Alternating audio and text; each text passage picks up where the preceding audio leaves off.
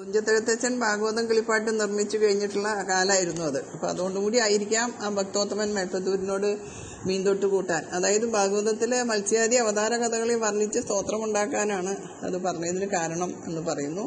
തൃക്കണ്ടിയൂർ ക്ഷേത്രത്തിൽ നിന്ന് അധികം അകലെ ആയിരുന്നില്ല വെട്ടത്ത രാജാവിൻ്റെ കൊട്ടാരവും. അദ്ദേഹവും നല്ലൊരു ഭാഗവത ആസ്വാദകനായിരുന്നു.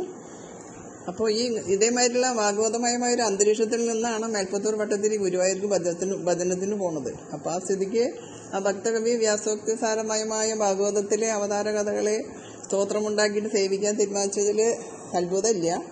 അങ്ങനെ ഗുരുവായൂർ അമ്പലത്തിലെത്തി ഒരു ദിവസം 10 ശ്ലോകം നിർമ്മിച്ച് ഗുരുവായൂരപ്പനെ സ്തുതിക്കുക, 100 ദിവസം കൊണ്ട് ഭാഗവത സാര സംഗ്രഹം അവസാനിപ്പിക്കുക എന്നൊരു സങ്കല്പത്തിലാണ് മേൽപ്പത്തൂർ ഭജനം തുടങ്ങിയത്.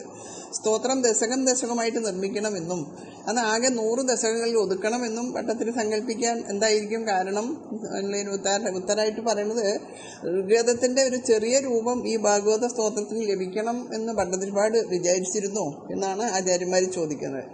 രാവിലെ നേരത്തെ കുളിച്ച് സന്ധ്യാവന്ദനാദികൾ കഴിഞ്ഞ ക്ഷേത്രത്തിൽ വന്ന് തൊഴുത് മാനസപൂജ ചെയ്ത് മണ്ഡപത്തിൽ കയറി വേദത്തിലെ വിഷ്ണോർമുഖം വീര്യാണി പ്രവോചം ഇത്യാദികളായ വിഷ്ണു സൂക്തങ്ങൾ ചൊല്ലി നമസ്കരിക്കുക, പ്രദക്ഷിണം വയ്ക്കുക. തെക്കേ വാതിൽമാടത്തിൽ കിഴക്കേ അറ്റത്ത് ഗുരുവായൂരപ്പന് അഭിമുഖമായിട്ടിരുന്ന് സ്തോത്രപദ്യങ്ങൾ ഉണ്ടാക്കി സ്തുതിക്കുക.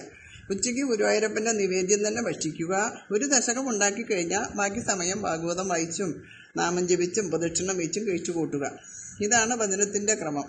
പകൽ മുഴുവൻ അമ്പലത്തിൽ തന്നെ കഴിയും. രാത്രി അത്താഴ പൂജ കഴിഞ്ഞാൽ സൗകര്യമുള്ള ഒരു സ്ഥലത്ത് പോയിട്ട് കിടന്നുറങ്ങും. അനുജൻ മാതൃദത്തൻ എപ്പോഴും ജ്യേഷ്ഠനെ ശുശ്രൂഷിച്ചുകൊണ്ട് ഒപ്പം ഉണ്ടാകും. ശ്ലോകങ്ങൾ ഉണ്ടാക്കുന്നത് അപ്പോൾ എഴുതിയെടുക്കുകയും ചെയ്യും. 2 ദിവസം ഭജനം വിചാരിച്ച പോലെ നടന്നു.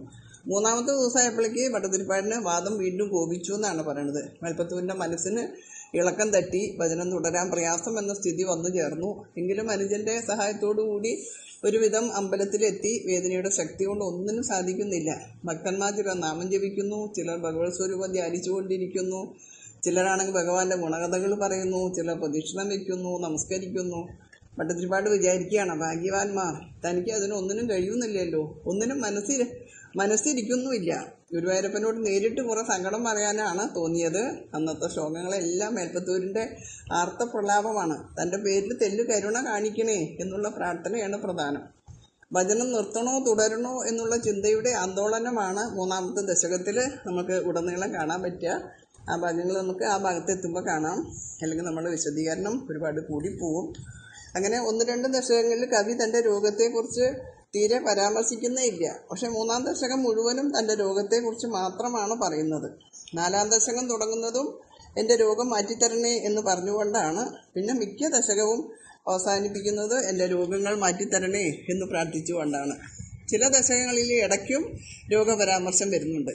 99-ാം ദശകത്തിൻ്റെ അവസാനം വരെ രോഗങ്ങൾ അനുഭവിച്ചുകൊണ്ട് തന്നെയാണ് ഭജനവും സ്തോത്രരചനയും തുടരുന്നത് എന്ന് നമുക്ക് തോന്നും.